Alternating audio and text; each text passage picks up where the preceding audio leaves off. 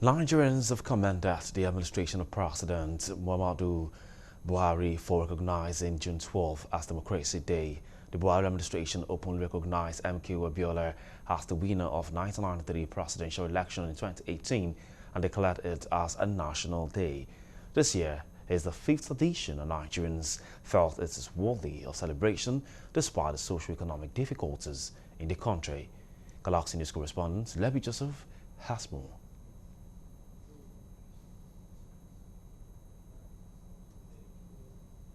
Every Nigerian, either from the south, west, north, east, Christian or Muslim, have adjudged the election of June 12, 1993 as the fairest and most credible in the history of election in the country, and therefore, contrary to usual countenance of Nigerians' National Day celebration, Democracy Day is widely accepted as a worthy national day. It is a day set aside to mark the milestone achievement of Nigerians on the 12th day of June 1993, where we decided, we brought to this world a unique way of voting, which as we speak was called option A4, unique enough to be exported to other countries, but unfortunately it was aborted.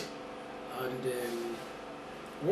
a symbol of our current democratic experiment. If you take into context the fact that we've had several stabs and several attempts at running the country democratically, starting from 1960, and then all the coups that we've had, the one singular event that has brought us to a point now where we can now say that we've had 24 years of uninterrupted democracy in Nigeria came from that June 12th. Though the nation's democracy is still not the ideal, in lieu of some indices which are not favorable to mostly the masses, the people still pray that nothing should truncate the nascent democratic dispensations which has for once lasted over 2 decades.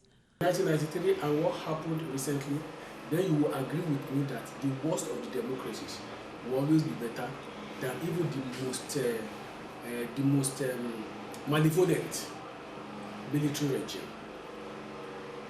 In 1993, the truncation of June 12 succeeded largely because there was just one man, and that was his military friends that decided the fate of Nigeria. Based on evidence, I would say that absolutely the worst democracy appears to be better than the best military government, just based on the statistics.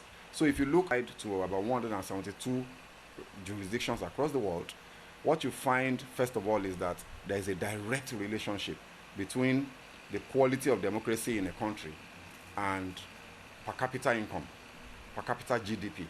The countries with the highest democracy indices also happen to have the highest per capita GDP. However, political gladiators in Nigeria were admonished to change for good and do things that will make life easy and more interesting for the people of the country. 1999, from 1999, let me put that one out. From 1999, maybe perhaps, till a few weeks ago, we have lived a what we could call a fake life. I think it's very clear that our electoral processes can be much better.